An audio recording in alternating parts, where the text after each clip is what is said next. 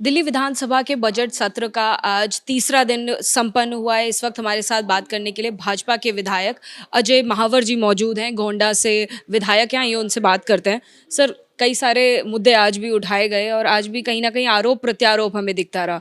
MCD को लेकर लगातार मनीष सिसोदिया ने जो आज अपने 2 बार वक्तव्य दिए, वो दोनों बार यही कहा कि आप लोग बहुत डरे हुए थे। प्रधानमंत्री अगर म्यूनिसिपल के चुनावों में इंटरेस्ट ले रहे हैं यानी कि वो खाली बैठे हैं। इस पर आप क्या कहेंगे? उनका कहना गलत है।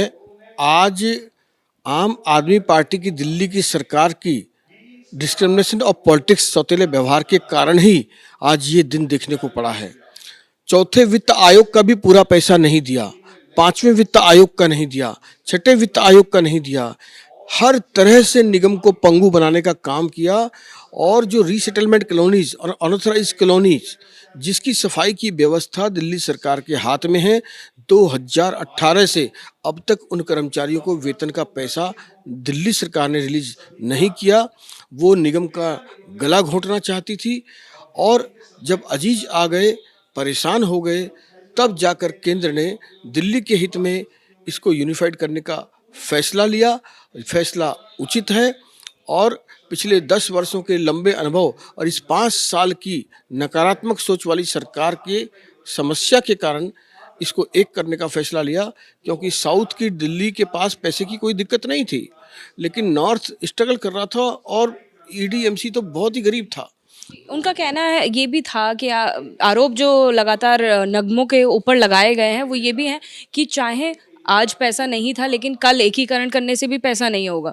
क्या लगता है कि कल को बजट रहेगा? जैसे कि नॉर्थ दिल्ली में या फिर पूर्वी दिल्ली का जो नगर निगम है उसमें अक्सर बजट नहीं रहता था, दक्षिणी दिल्ली में हमेशा अपडेटेड रहता था, तो एकीकरण करने से बजट रहेगा? निश्चित रूप से एक करने के बाद दो चीज़ें हैं। एक तो आप तीनों का अगर क्लब करेंगे रेवेन्यू को, तो आप और एक्सपेंसेस को देखेंगे तो आपको 200-300 करोड़ रुपए का तो फर्क वैसे ही पड़ जाने वाला है। वो गलत कह रहे हैं। और दूसरी बात, एक्सपेंसेस कम हो जाएंगे। और तीसरी बात कि ऐसी ऐसी स्थिति में केंद्र भी कुछ अधिकार अपने हाथ में रखकर शिक्षा, स्वास्थ्य जैसी चीज़ों पर सीधे रूप से अपने पैसे दे करके उसकी देखभाल करेगा।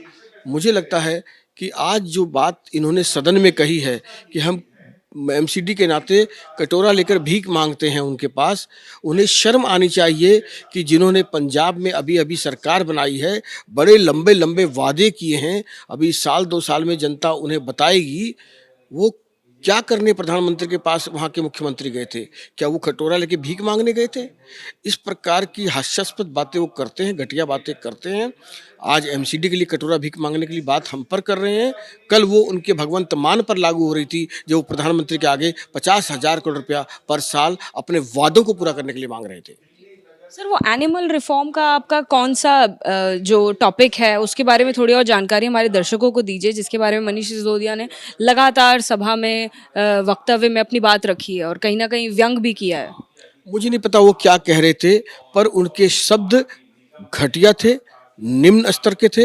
एक उप मुख्यमंत्री के मुख से सदन के अंदर ऐसी भाषा मुझे अच्छी नहीं लगी, गिरे हुए स्तर की लगी। जो कुत्ते की पोटी की चिंता प्रधानमंत्री करेंगे, इतनी घटिया बात उन्होंने की है।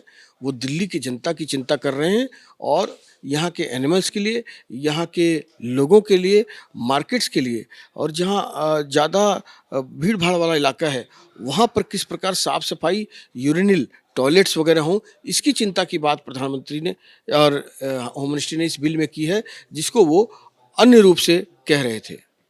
आखिरी सवाल सर, जिस तरीके से आम आदमी पार्टी लगातार ये दावा कर रही है कि एमसीडी चुनाव में वो जीतने वाले हैं और जनता ने मन बना लिया है, आप कितने आश्वस्त हैं अपनी जीत को लेकर या फिर मन में थोड़ा द्वंद है? देखिए, यह बात तो वो पिछले निगम के चुनाव में 2017 में भी कह रहे थे। तब क्या हुआ? तब वो तीसरे नंबर पर रहे और हम जो 138 पर थे, हम 181 पर चले गए। यानी उसके से भी ज़्यादा बहुमत, पिछले 10 वर्षों के काम के बाद का भी ज़्यादा हम बहुमत में आए। तो इसलिए वो तो ऐसा कहेंगे ही ना, लेकिन हमें अपने सामर्थ्य पर भरोसा है। वो बार बार पंजाब दिखाना चाहते हैं, वो उत्तर प्रदेश नहीं देखना चाहते, जहाँ 403 में से 357 सीटों पर उनकी जमानत जब्त हो गई है। तो देखिए एमसीडी के एकीकरण का जो मुद्दा है वो लगातार चर्चा में बना हुआ है। इसके बाद संसद में भी बिल जाएगा और वहाँ से भी पास होने की उम्मीद है और दोनों ही पार्टियां पूरी तरीके से जीत का दावा ठोक रही हैं। कैमरा पर्सन अरविंद के साथ अजातिका सिंह, एबीपी न्यूज़, दिल्ली।